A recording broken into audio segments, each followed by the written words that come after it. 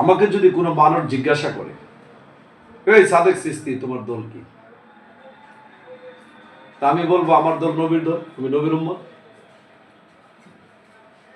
সরমুনাইরে যদি কেউ জিজ্ঞাসা করে তুমি কার উম্মত, তারা বলবে আমি নবীর উম্মত।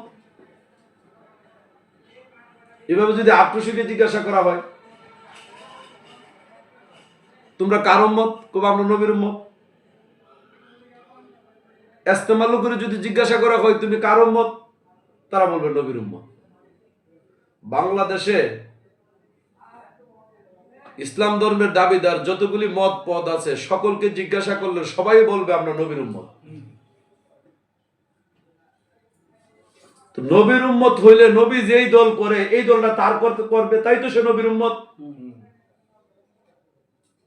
আমি যদি নবীর উম্মত দাবি করি, নবী যেই দলের আমি থাকতে হবে সেই দলের, তাইলে তো আমি নবীর উম্মত হব। তাহলে আমি কোন দল করি সেটা জানার দরকার নাই, নবী কোন দল করে এটাকে জানার দরকার। নবী যেই দল করে ওই দলের অনুসারী আমি হয়ে গেলে তাই তো আমি নবীর অনুসারী। নবী কোন দল করে আজকে পর্যন্ত যারা ধর্মের স্কলার আছে, আলেম ওলামা আছে, তারা তো অনেক জ্ঞানী গুণী লোক, ধর্ম নিয়ে অনেক পড়াশোনা করেছে, তারা কি বলেছে নবী এই দল করে? কি আপনার কি দল নবীর দলের পরিচয় দিয়েছে? দেয় নাই তো। এখানে সবচেয়ে বড় চমৎকার একটা বিষয়, আমি এমন একটা টুপি মাথার দিলাম, টুপিটা হইলো কালা টুপি, তা আমারে সবাই ডাকে কালা টুপির অনুসারী। আর ঠিক আছে, আমি কালা টুপির অনুসারী। নবী যদি কালা টুপির অনুসারী হয় আর আমি যদি কালা টুপির অনুসারী হই, তাই তো আমি নবীর দল নাকি? আরেক বেটা পাগড়ি পরছে, বেশিরভাগ টঙ্গি আসতে মারলো পাগড়ি পরে, তো পাগড়ি যদি নবী পরে থাকে, তারাও পাগড়ি পরে, তারাই নবীর দল। আরেক বেটা সবুজ টুপি পরে, তো সবুজ টুপি যারা পরে, নবী যদি না পরে তাহলে তো তারা সবুজ টুপি পরতো না। তাহলে তারা ওই সবুজ টুপি প্রমাণ করে নবী পরেছিল, যেহেতু নবীর পরিচয় দিয়েছে। এত এত দল যেহেতু হয়ে গেল ধর্মের ভিতরে, তাহলে আগে জানার দরকার নবী কোন দল করেছে। আর এতগুলি দল যে হয়ে গেল, এটা কি নবীর কাছ থেকে আসলো কিনা, আল্লাহ পাকের কোরআন আমাকে কি ফায়সালা দিয়েছে সেটা একটু জানার দরকার। সূরা আল আনামের 169 নম্বর আয়াত খুলে দেখো। এই আয়াতের মধ্যে বলা হয়েছে দিনকে যারা বিভক্ত করেছে, দিন মানে কি ধর্ম, দিনকে যারা বিভক্ত করেছে এবং বিভিন্ন দলের পরিণতি হয়ে গেছে, বিভিন্ন দলে ঢুকে তার দলের পরিচয় দিচ্ছে, আবার বলছে নবীর উম্মত। দিনকে যারা বিভক্ত করেছে, বিভিন্ন দলের পরিণতি হইয়া গেছে, হে নবী তুমি বলে দাও ওই সমস্ত দলের সাথে তুমি নবীর কোনো সম্পর্ক নাই। স্পষ্ট ভাষায় বলে দিয়েছে। এই আয়াতের লাস্টে আরো বলা আছে, তাহারা যে যে কাজ করেছে বা করতেছে তাদেরকে আমি সুবন করে রেখেছি, আমি সব দেখতেছি, অচিরেই তাদেরকে আমার কাছে নিয়ে আসবো। তাই বিভিন্ন দল যারা দাবি করছো তোমরা নবীর উম্মত হতে পারো নাই, কারণ আল্লাহ পাক নিষেধ করে দিয়েছে, তাদের সাথে তোমার কোনো সম্পর্ক নাই। যদি আমরা বিভিন্ন দলের বিভক্ত হয়ে গেলাম, আমরা আগে জানার দরকার নবী মুহাম্মদ সাল্লাল্লাহু আলাইহি সাল্লাম কোন দল করেছে, ওই দলটা করলেই তো নবীর সম্পর্ক তোমার হয়ে যাবে। ওই দলটা কোন দল? সূরা নামলের 91 নম্বর আয়াত খুলে দেখেন, ওইখানে স্পষ্ট বলা আছে, নবীজি বলছে আমাকে আল্লাহ আদেশ করেছে, পাঠিয়েছে আমি যেন শহরে রবের ইবাদত করি। যেখানে নবীজি শুভ আগমন করেছেন ওই জায়গার আল্লাহ যিনি, বাংলাদেশের আল্লাহ তো তিনি, আমি যেন আদেশপ্রাপ্ত হয়েছি শহরে রবের ইবাদত করার জন্য।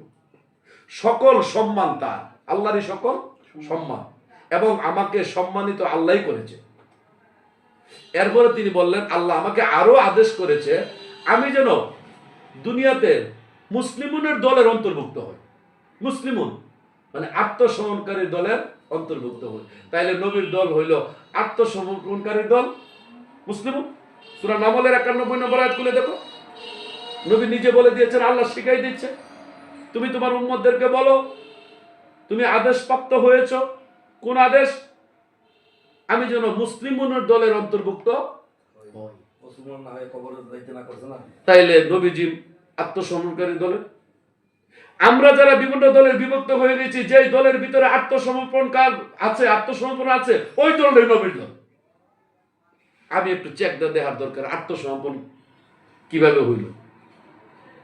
আদম আলাইহিস সালাম যে জমিনের রসুল, আল্লাহ প্রমাণ দিলেন কিভাবে, এটা আগে দেখেন।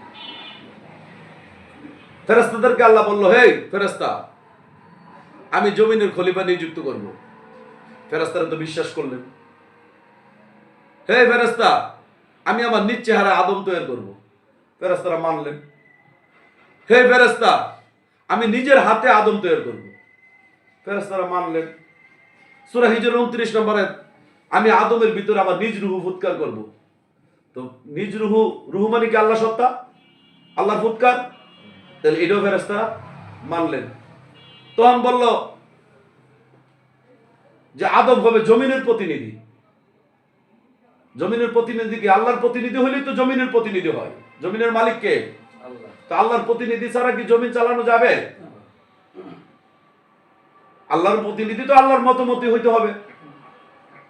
ফেরেশতারা যখন আল্লাহর এই সব কথা বিশ্বাস করলেন, তখন বলছে তোমরা যে বিশ্বাস করলে, এই বিশ্বাসের একটা প্রমাণ আমাকে দাও। ফেরেশতারা বলল, আল্লাহ, বিশ্বাসের প্রমাণটা কি হবে? আল্লাহ বললেন, আসজুদু লি আদম, আদমের নিমিত্তে সিজদা করো, তখনই বুঝবো যে তোমরা যে কথাগুলি বিশ্বাস করেছো। তাইলে সেদিন ফেরেশতারা সিজদার মাধ্যমে আত্মসমর্পণ কইরা স্বীকৃতি দিল আদমের হাত আল্লাহর হাত। ফেরেশতারা সেদিন আত্মসমর্পণের মাধ্যমে স্বীকৃতি দিল আদমের ভিতরে আছে আল্লাহ। ফেরেশতারা সেদিন আত্মসমর্পণের মাধ্যমে স্বীকৃতি দিল আদম জমিনের প্রতিনিধি। তাইলে নবীজি তো ওইখান থেকে আসা। তাইলে ওই আত্মসমর্পণের দলের অন্তর্ভুক্ত হন। তাইলে নবীজি আত্মসমর্পণকারী দল করেছেন। যেখানে আত্মসমর্পণ নাই, সেখানে কোনো নবীর দল হইতে পারে না। কারণ নবীজি নিজে দাবি করেছে, আমি আত্মসমর্পণকারী দলের একজন। তাহলে আমরা যারা আছি, যে দল আমি দাবি করছি, আমি চিস্তিয়া নিজামিয়া সাহার, আমার দলের ভিতরে আত্মসমর্পণ আছে কিনা? আমার দলের ভিতরে আমরা আত্মসমর্পণ করি। যখন আমার গুরুর হাতে হাত দিয়ে বায়াত হয়েছি, তখন বিশ্বাস করেছি হাতটা আল্লাহর হাত। যখন গুরুর কাছে বায়াত হয়ে বিশ্বাস করেছি গুরুর ভিতরে আছে আল্লাহ। আর ফেরেশতাদের আল্লাহ যিনি, আমার আল্লাহ তো তিনি। তো ফেরেশতাদেরকে যেই নিয়মে আত্মসমর্পণ করেছে, আমার তো ওই নিয়মই করতে হবে। তো ফেরেশতাদেরকে বললো যে আদমের চেহারা আল্লাহর চেহারা। ফেরেশতারা সেই চেহারাটা মান্য তো আত্মসমর্পণ করেছিল। তা আমি ফেরেশতাদের মতো আমিও মানি আমার গুরুর চেহারা আদমের চেহারা যদি আল্লাহর হয়, গুরুর চেহারা তো আল্লাহরই হয়। আদমের ভিতরে যে আল্লাহ, গুরুর ভিতরে তো সে আল্লাহ। নাকি আল্লাহ কয়টা? দুইটা নাকি একটাই? আমি যখন আমার গুরুর আদেশ নির্দেশ সব মানলাম, গুরু যেভাবে বলছে সেভাবে যখন চললাম, তখন গুরু বলেছে তুমি আমাকে প্রমাণ দাও, তুমি যে আমাকে বিশ্বাস করেছো। তখন আমি গুরুর ভিতরে আল্লাহ বিশ্বাস কইরা, গুরুর চেহারাটা আল্লাহর বিশ্বাস কইরা, সেদিন আমার মাথাটা গুরুর চরণে নয় দিয়া বিসর্জন দিয়া বলেছি, দয়াল, তুমি যেই দিকে আমি সেই দিকে, তুমি ছাড়া আমার আর কেহ নাই। আত্মসমর্পণকারীর দল। তোমরা যারা যারা দল দাবি করেছো, তোমাদের মধ্যে ওই সেজদা নাই। তোমাদের মধ্যে আছে ডাইরেক্ট সেজদা। গুরু মানো না, গুরু ব্যতি রেখে সেজদা। গুরুর হাত আল্লাহর হাত মানো না, এই কথা ব্যতি রেখে সেজদা। এই সেজদা ইবলিশ করেছিল, তোমরা করো নাই। ইবলিশ ওই সেজদা করে নাই। তোমাদের বন্ধু হয়েছে ইবলিশ, আর আমাদের বন্ধু হয়েছে কে? তাহলে আমরা যারা আছি, ইবলিশ যে সেজদা করে নাই, ওই সেজদাটা আমরা কইরা আল্লাহর কাছে আত্মসমর্পণের প্রমাণ দিয়া আমরা মুক্তি নিতে চাই। ইবলিশের শত্রু হইতে চাই, নবীর আপন হইতে চাই। নবীর আপন হইলে আল্লাহর আপন হয়ে হাসরের ময়দানে উঠতে চাই। আমাদেরকে বেহেশত দিলে দে, না দিলে নাই। আল্লাহর কাছে বেহেশত চাই না। যেদিন শুনেছি ইবলিশ আল্লাহর হুকুম মানে নাই, ইবলিশ ওই সেজদাটা করে নাই, আমরা আজকের থেকে ওয়াদা করেছি আমরা ওই সেজদাটাই করে করে যাব। ইবলিশের লোক আমরা শত্রুতামি, ইবলিশের কাছে আমরা ইবলিশকে আমরা ভালোবাসি না। ইবলিশের না ভালোবাসাই আমার ঈমান। ইবলিশের ধর্ম অনুসরণ না করাই আমার ঈমান। ইবলিশ আদম মানে না, আমি মানবো, এটাই আমার ঈমান। ইবলিশ গুরু কাবার ভিতরে আল্লাহকে সাজদা করে না, আর আমি করাটাই আমার ঈমান। তাহলে আমার ধর্ম হয়েছে ইবলিশ থেকে বিপক্ষে যাওয়া, ইবলিশ যে কর্ম করে না ওই কর্মটা করা, তুমি নবীর আপন হয়ে যাওয়া। আর যখন তুমি নবীর আপন হয়ে যাবে তখন তুমি আল্লাহর দল হয়ে যাবে। যখন তুমি আল্লাহর দল হবে তখন তোমাকে ঈমান দিবে। যখন তুমি ঈমান পাবে তখন তুমি মুমিন হয়ে যাবে। আর মুমিনের জিম্মা জাবিনদার আল্লাহ হয়ে গেছে, সূরা বাকারার 157 নম্বর আয়াত। তখন তুমি হাসরের ময়দানে মুমিন হয়ে উঠবে। আর এই সাজদা দিয়ে হাসরের দিন পরীক্ষা করা হবে, সূরা কলমের 42 নম্বর আয়াত। কাল হাসরের দিন আল্লাহ পাকের পা উন্মোচন করা হবে, তাদেরকে ডাকা হবে সেজদা করার জন্য, তারা সেদিন সেজদা করতে পারবে না। আল্লাহ, দুনিয়ার জগতে তোমার পাও আমি চিনি নাই, দেখি নাই, হাসরের ময়দানে তোমার পাওটি যখন উন্মোচন করবো, আমি যখন সেজদা দিতে যাব, তোমার পাও দেখলে চিনবে কেমনে? আল্লাহ কই, ছাদের তুমি বোকা, বডি ছাড়া কোনোদিন পাও হয় না। তুমি যেই ঘরের ভিতরে, যে চেহারার ভিতরে আল্লাহ বিশ্বাস করেছো, আমি ওই চেহারা রূপ ধরতে পারি, কারণ ওই চেহারাটা তো আমারই চেহারা।